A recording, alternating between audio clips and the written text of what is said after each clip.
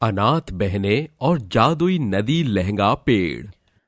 बहादुरगढ़ गांव में वृंदा और बेबी नाम की दो अनाथ बहनों का बसेरा था। दोनों बहनों ने होश ही संभाला था कि एक रोज उनके पिता प्रीतम की बरसात में घर लौटते वक्त बिजली की तारें उस गरीब पर आ गिरी और दर पर ही उसका देहांत हो गया। बुरे हालातों में उनकी माँ उषा ने खुद भूखे रहकर सिलाई बुनाई करके अपनी बेटियों का पेट पाला, मगर समय के साथ भूतकाल में भूख की नजरअंदाजी ने उषा के शरीर की सामर्थ्य छीन ली और उसे बीमारी के बिछौने पर पटक दिया। और आखिरकार मौत ने उषा को बीमारी के बिस्तर से निकालकर चिता की चपत लगा दी। दीदी, माँ को क्या हो गया? वह कुछ बोलती क्यों नहीं?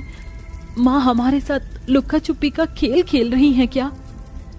माँ इस दुनिया से चली गई बेबी, और जाते जाते हम दोनों बहनों को अनाथ बेसहारा कर गई।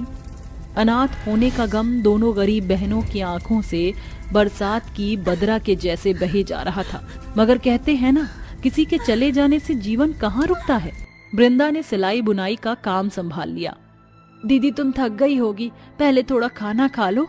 देखो रात भी ढल गई है, बाकी के कपड़े कल सिल लेना। तू खा ले मेरी बहन, अभी तो एक ब्लाउज सिलना भी बाकी बचा है। एक ये कपड़े ही तो हम अनाथ गरीब बहनों की कमाई का और चूल्हा जलने का जरिया है। ठीक है, फिर आपकी छोटी बहन भी कपड़े सिलने में आपका हाथ बटाएगी। दोनों बहनों के बीच बसा स्नेह ही गरीबी में उनकी सहेली था।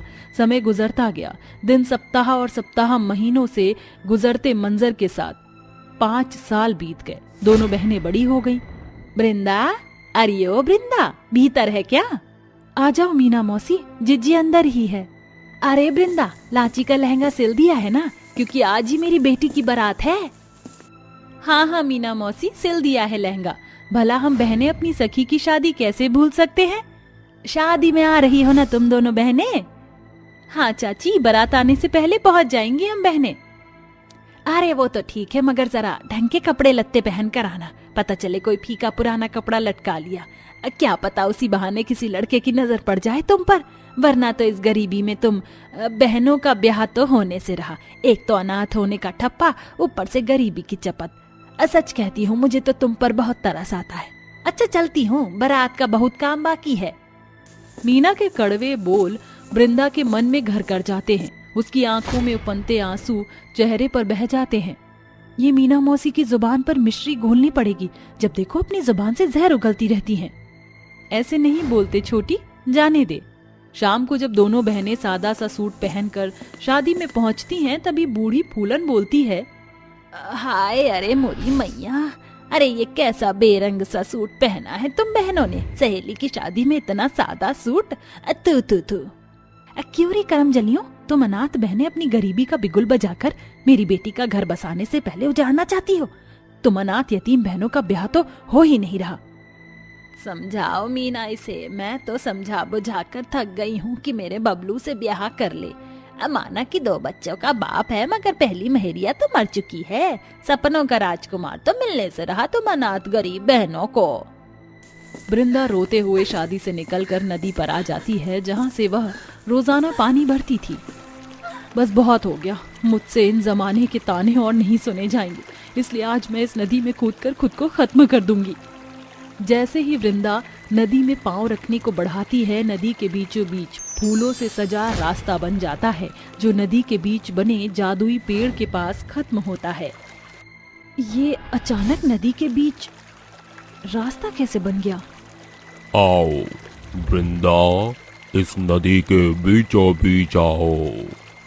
फिर वृंदा नदी के बीचों बीच तने खड़े जादुई लहंगे पेड़ के पास जैसे ही आती है, पेड़ की टहनी पर आंखें, नाक, मुंह टिमटिमाने लगता है।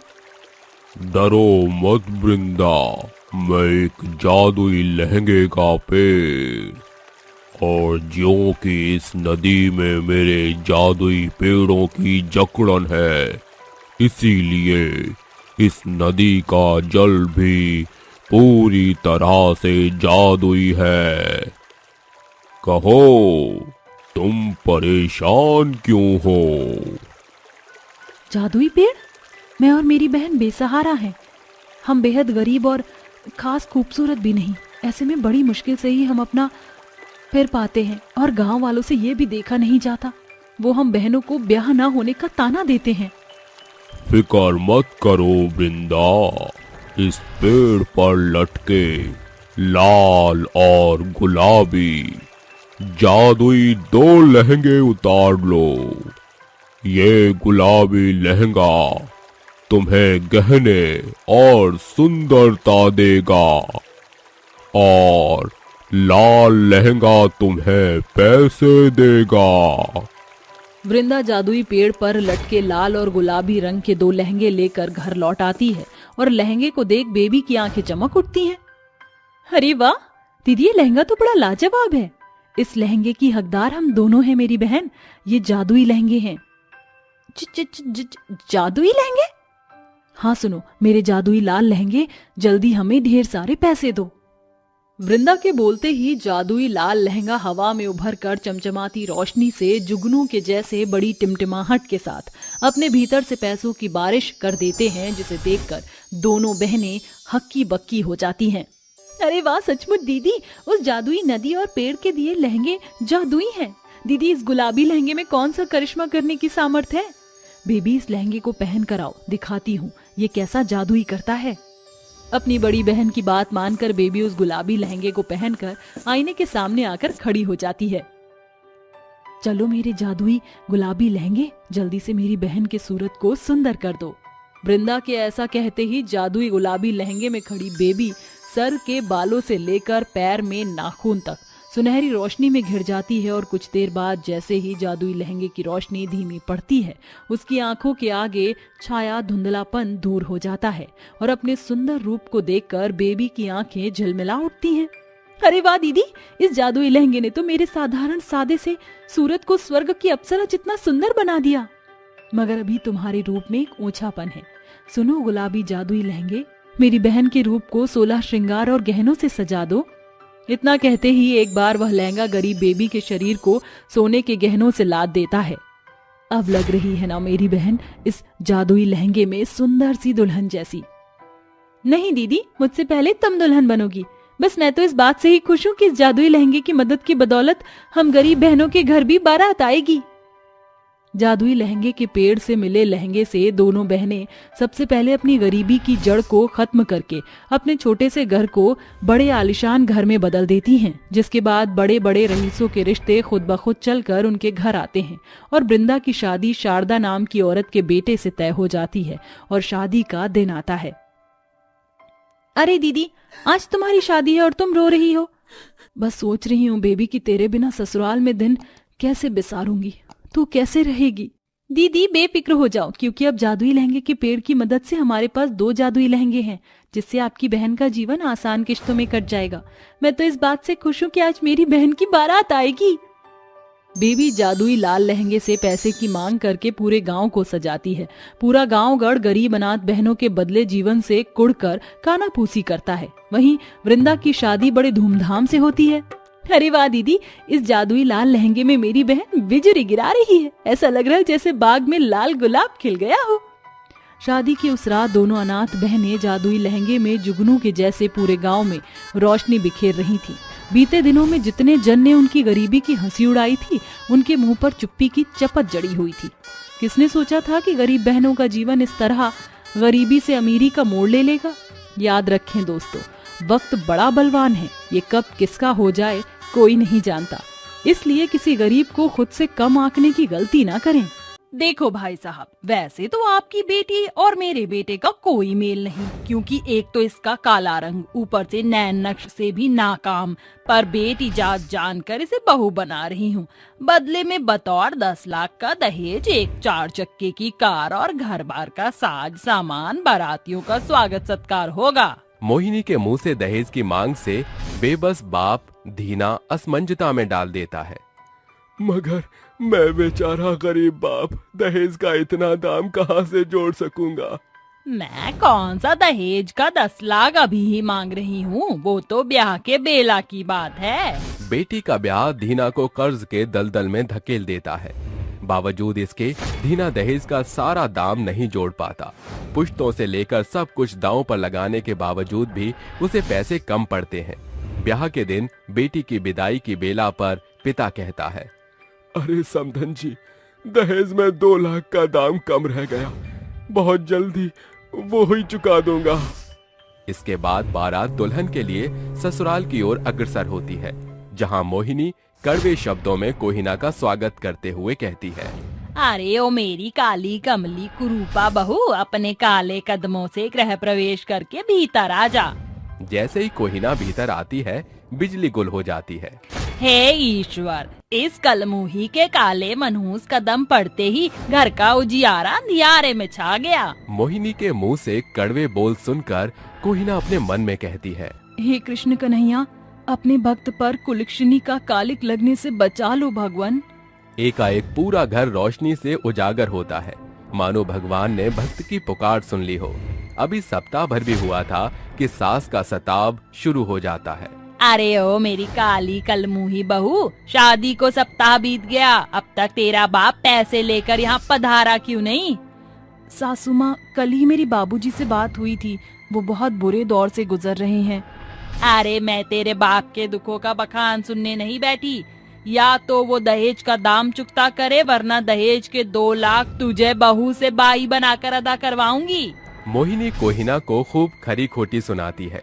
एक सांझ दोनों माँ बेटे मिलकर कहते हैं, माँ, मैं तो कहता हूँ इस बला को उठाकर सीधे बाहर फेंक देते हैं।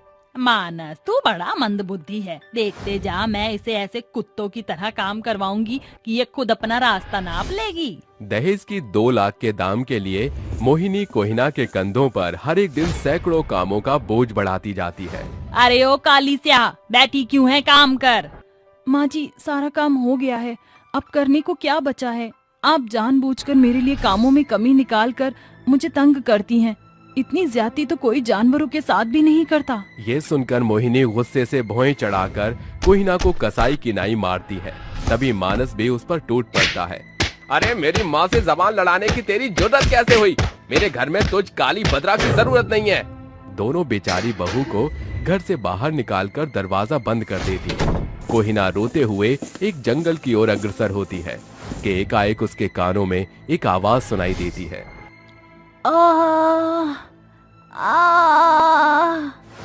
अरे ये तो किसी हिरनी की करहाने की आवाज है। काफी खोजबीन के बाद कोहिना को वो हिरनी जंगल के बीचों बीच पड़ी दिखती है।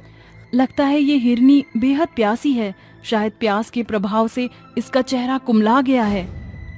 कोहिना पास पड़े मिट्टी के एक बर्तन में नदी से पानी लाकर जैसे ही हिरनी को पिलाती है, एक तेजोमय प्रकाश के साथ हिरनी परी में परिवर्तित हो जाती है।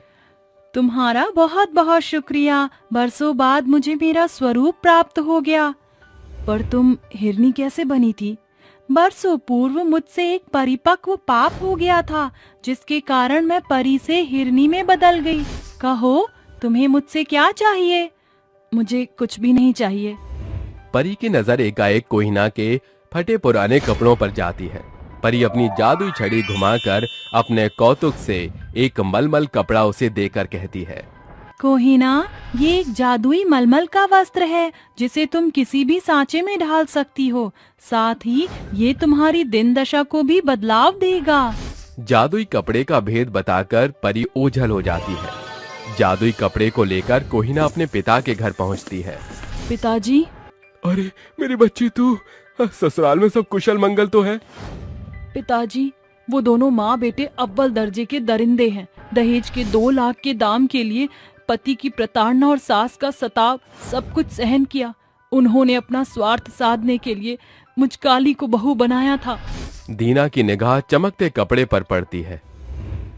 ये कितना सुंदर मलमली कपड़ा है, एकदम सोने के समान चमक दमक रहा है।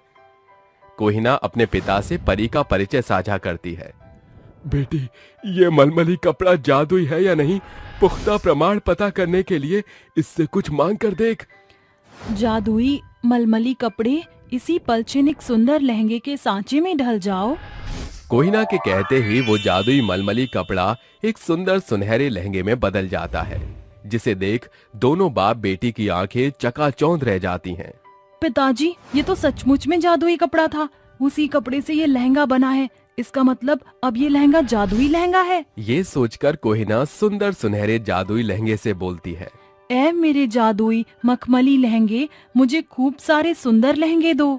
कोहिना के इतना कहते ही जादुई मखमली लहंगे में तेज प्रकाश पड़ने के साथ उसके भीतर से सैकड़ों रंग बिरंगे सुंदर लहंगों की बौछार लग जाती है।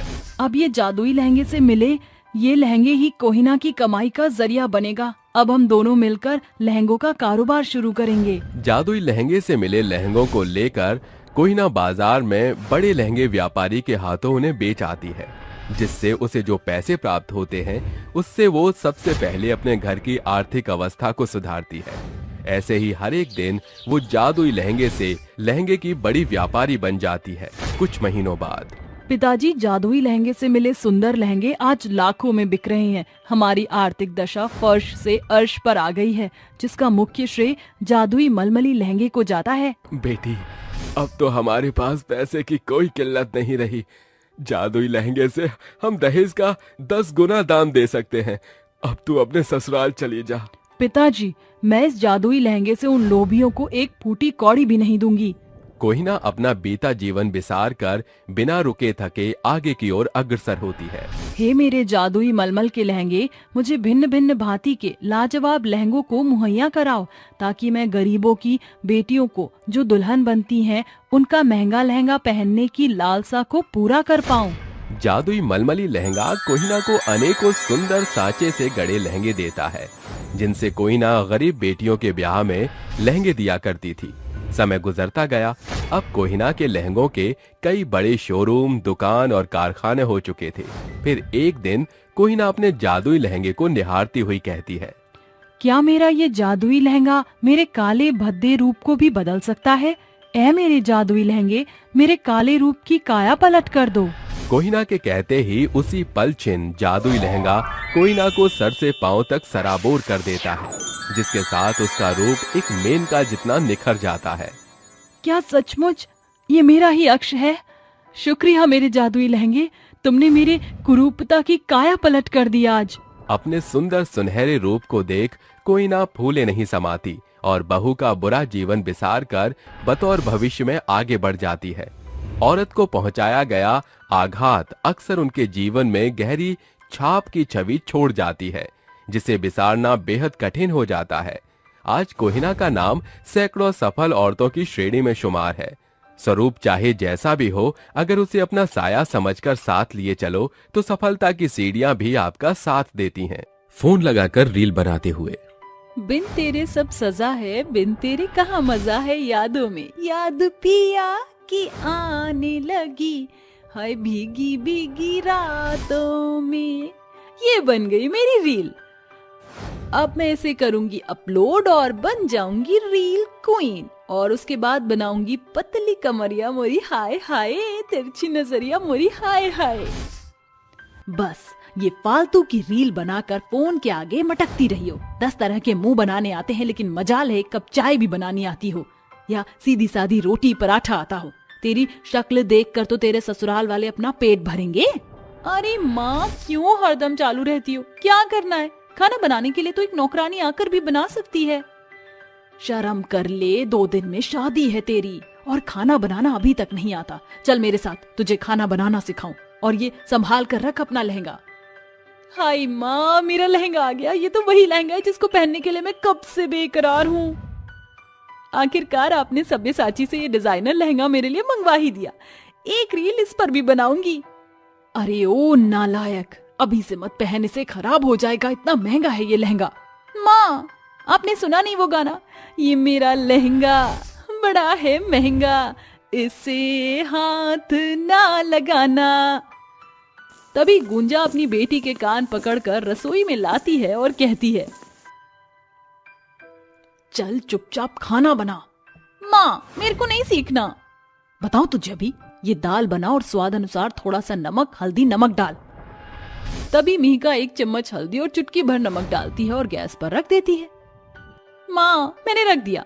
देख, 2-3 सीटी आते ही गैस बंद कर दियो, दाल बन जाएगी।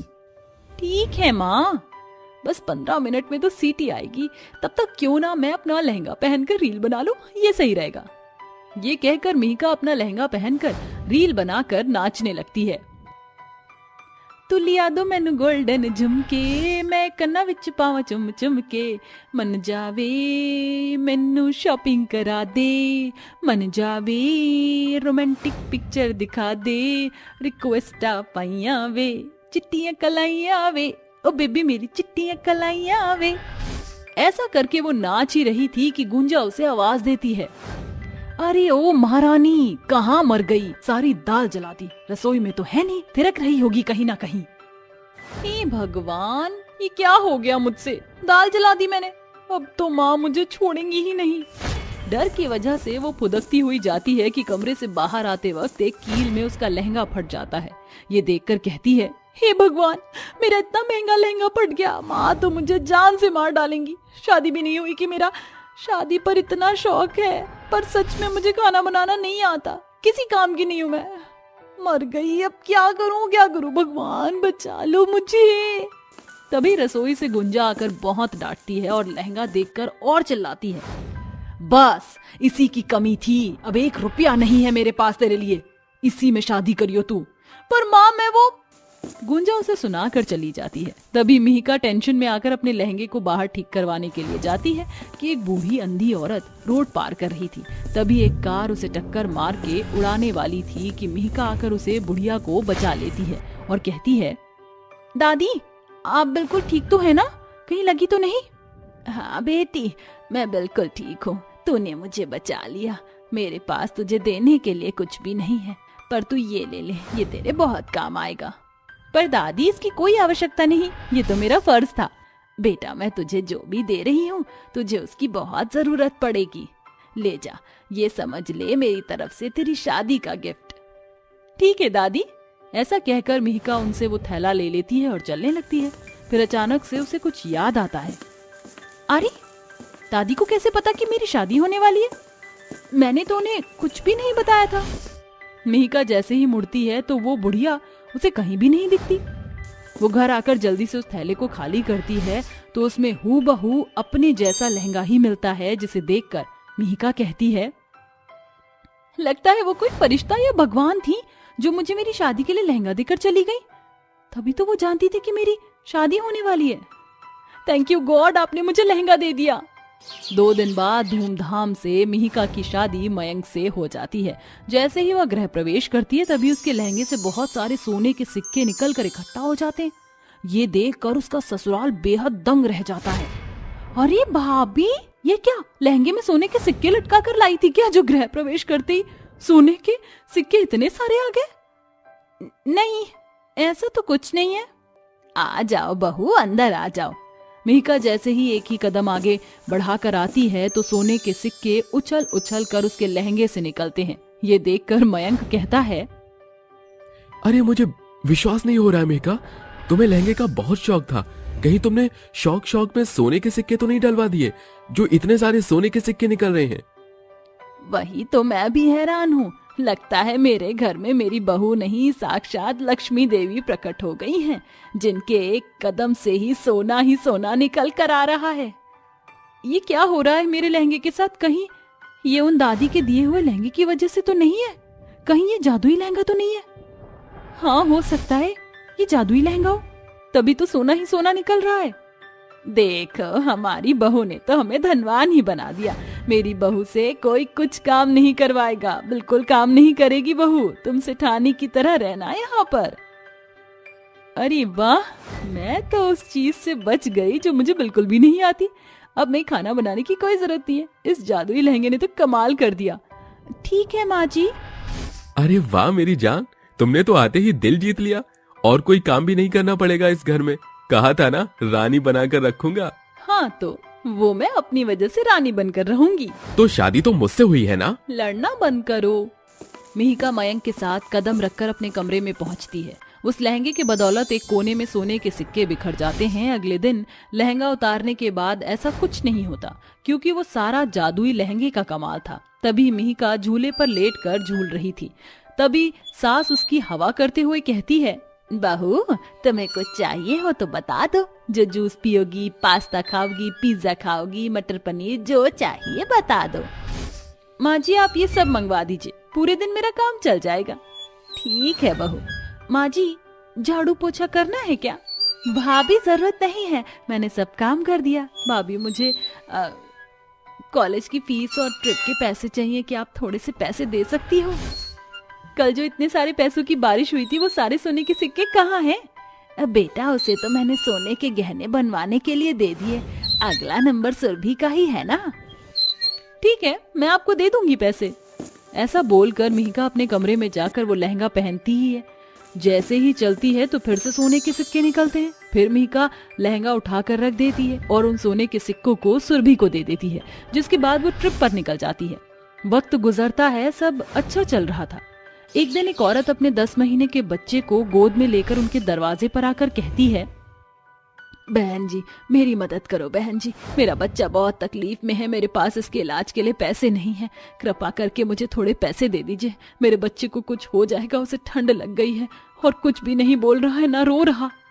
बहू उसके बच्चे की तो बहुत तबीयत खराब है, मेरा जादुई लहंगा ही इस बच्चे की जान बचा सकता है, आप यहीं रुकिए, मैं अभी आती हूँ पैसे लेकर।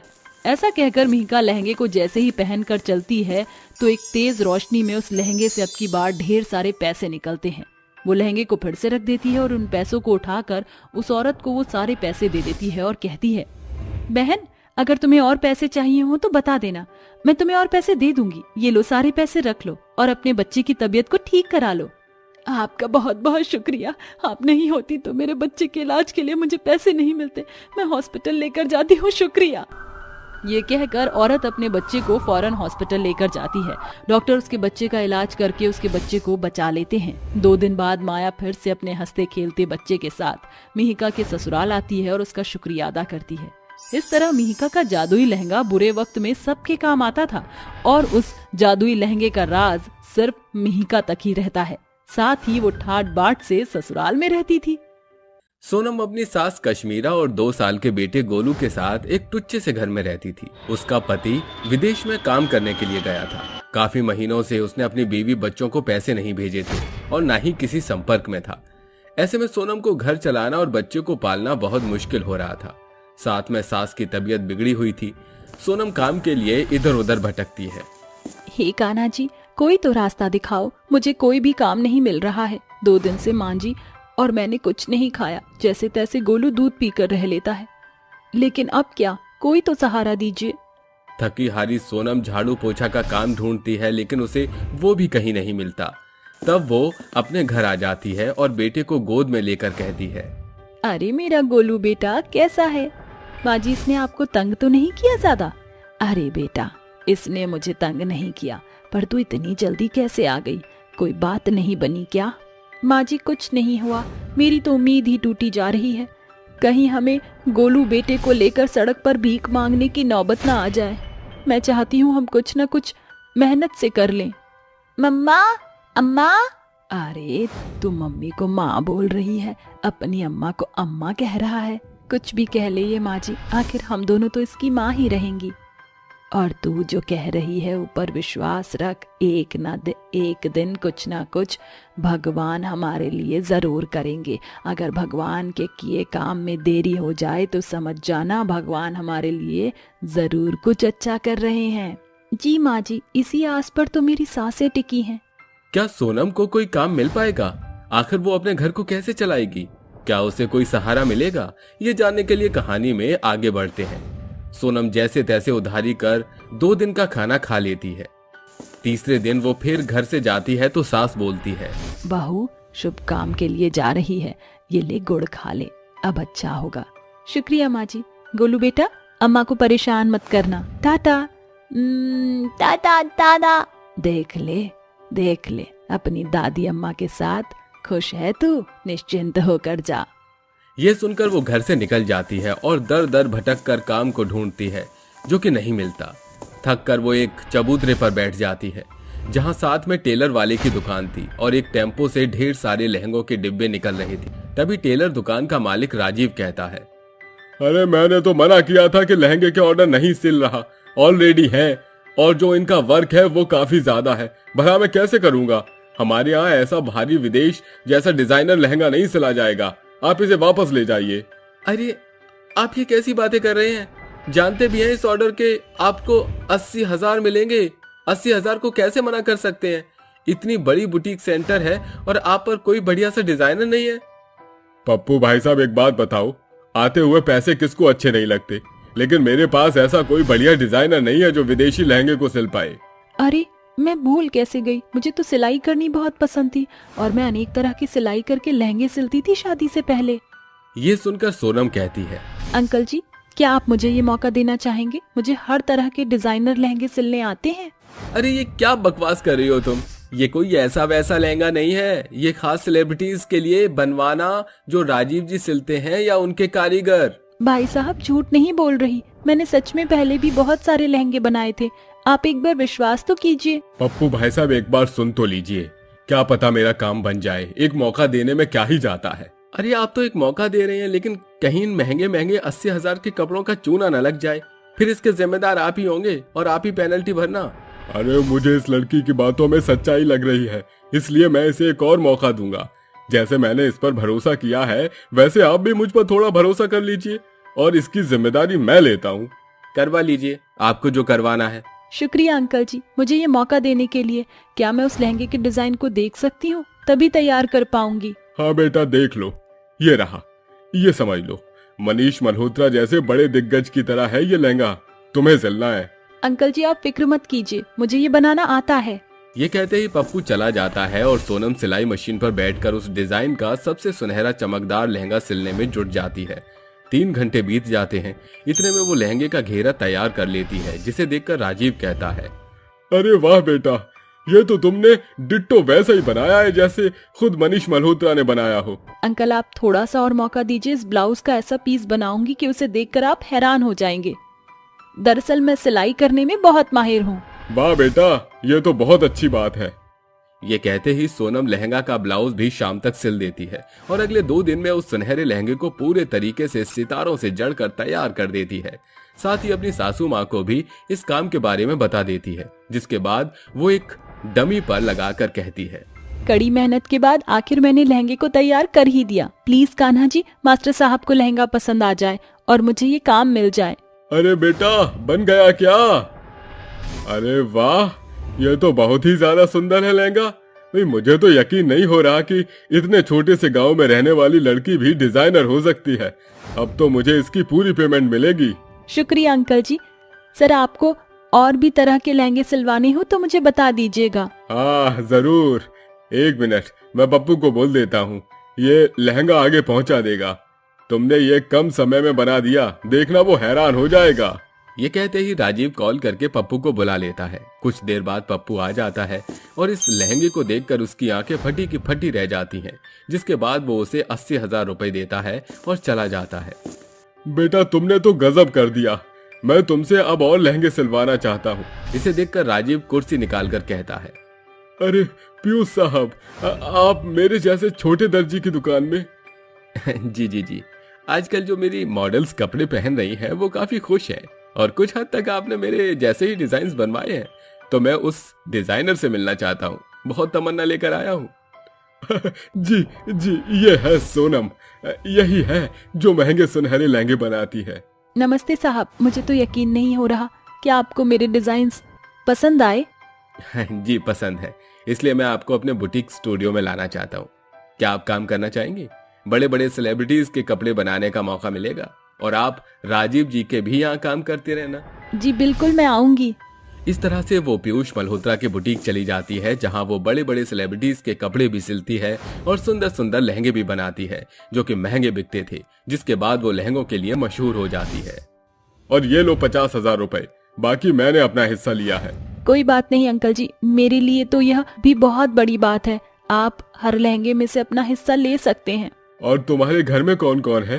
अंकल जी, मेरा 2 साल का बेटा है और सासू माँ है। अब इन पैसों से उनकी दवाई ले आऊंगी।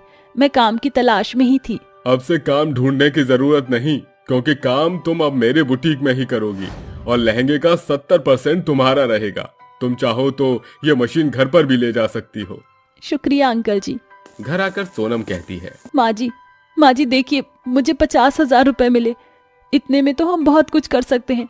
फिलहाल मैं आपकी दवाई लाऊंगी।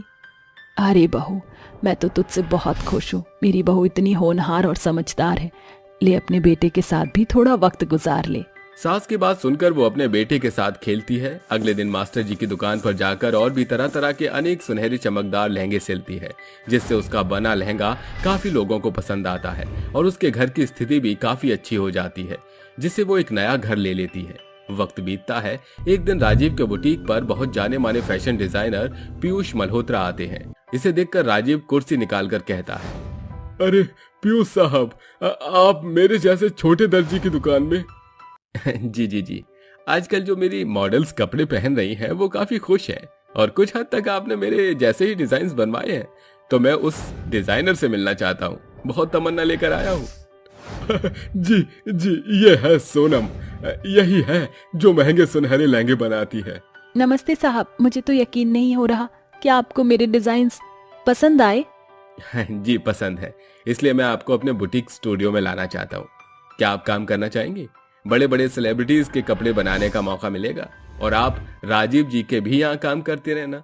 जी बिल्कुल, मैं आऊंगी।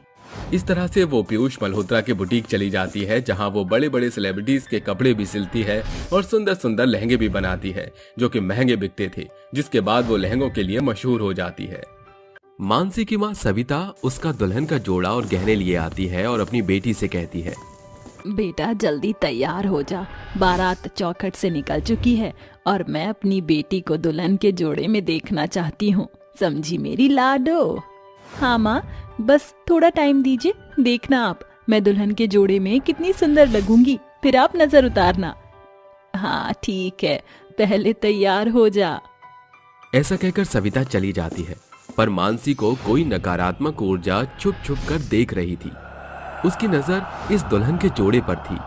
मानसी जैसे ही तैयार होने जाती है तो वो चुड़ैल उसकी शादी का जोड़ा चुरा कर चली जाती है।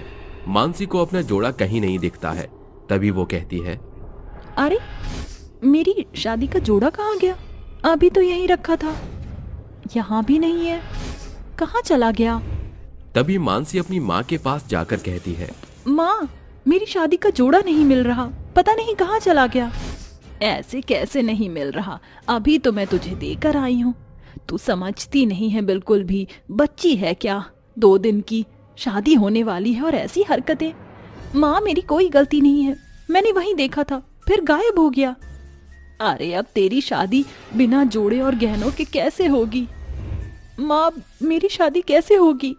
जहाँ एक तरफ मानसी और उसकी माँ दुल्हन के जोड़े के लिए परेशान हो गए थे, वहीं दूसरी ओर वो जोड़ा पहनकर एक चुड़ैल तैयार हो रही थी और शीशे में खुद को निहारते हुए कहती है, हाय मैं कितनी सुंदर लग रही हूँ, बिल्कुल हूर की परी लग रही हूँ मैं। अरे अभी तो एक और हार रखा है और अंगूठी भी, इसे भी तो पहन लेती हूँ। ये कहकर चुड़ैल अपनी नजर उतारती है और बाकी के गहने भी पहन लेती है। ऐसे ही कुछ दिनों बाद फिर किसी की शादी होती है, तो दृष्टि नाम की लड़की जब दुल्हन का जोड़ा पहनने ही जा रही थी, तभी उसका भी दुल्हन का जोड़ा और गहने चोरी हो जाते हैं और वो भी अपने माता पिता से कहती है, माँ पापा मेरे दुल्हन का जोड़ा गायब हो गया, वो मिल नहीं रहा, अभी तो मेरी नजरों के सामने था लेकिन अब है ही नहीं। ये कैसी बातें कर रही हो तुम, तेरी शादी होने वाली है, समझती नहीं कितना बड़ा अपशगुन है। अरे ये सब छोड़, लड़के वालों ने कितनी मेहनत से इतने पैसे लगाकर तेरा मनपसंद लाखों रुपए के गहना और जोड़ा भिजवाया था, अब तो हम कहीं मुंह दिखाने के लायक ही नहीं रहे। अब आखिरी समय पर दुल्हन का जोड़ा कहाँ से लेकर आऊं मैं? बारात कुछ देर में पहुंच जाएगी और ये लड़की तैयार नहीं हुई अभी तक। माँ आप फिक्र मत कीजिए, मैं कुछ न कुछ करती हूँ। अब क्या होगा? कुछ देर बाद जोड़ा न मिलने पर दृष्टि की शादी टूट जाती है और उसके घर वालों को आसपास के लोगों से बहुत कुछ सुनना पड़ता है। चुड़ैल फिर दृष्टि का लहंगा भी पहन लेती है और कहती है, अरे वाह वाह वाह, ये तो पहले वाले से भी ज्यादा महंगा लहंगा लगता है, ऐसे तो मैंने कभी नहीं पहना और आज तो मैं झूम कर नाचूंगी गाऊंगी। सजना तेरे लिए सजना, ये चूड़ी कंगना बस तेरे लिए पाई है पाई है। वाह, जोड़ा चुरा कर पहनने में कितना मजा आता है। ये कहकर चुड़ैल खूब उस लहंगा में घूमती है और ऐसे ही धीरे धीरे गांव में बाकी लड़कियों के भी दुल्हन के जोड़े चोरी होने लग गए। कुछ लोगों ने चुड़ैल की परछाई को चोरी करते हुए देख लिया, पर वो कौन थी और ऐसा क्यों कर रही थी, ये जानने के लिए आपको कहानी में आगे बढ़ना होगा। सभी लोग परेशान थे। जोड़ा गायब होने से उनकी बेटियों की शादी भी टूट रही थी। वहीं संजना अपने बॉयफ्रेंड कबीर से जल्द शादी करना चाहती है और ये सब पता होने के बावजूद भी शादी की तैयारी करती है।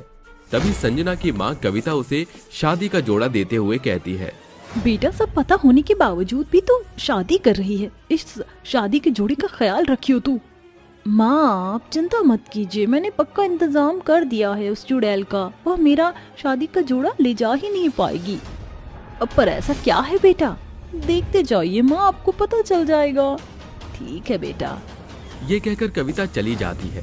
वहीं चुड़ैल फिर से दुल्हन का जोड़ा पहनने के लिए संजना के कमरे में आ जाती है और जैसे ही उसके दुल्हन के जोड़े को छूती है तभी उसे करंट का झटका लगता है और वो अभिमंत्रित शक्तियों की बेड़ियों में बंध जाती है और गुर्राते हुए कहती है,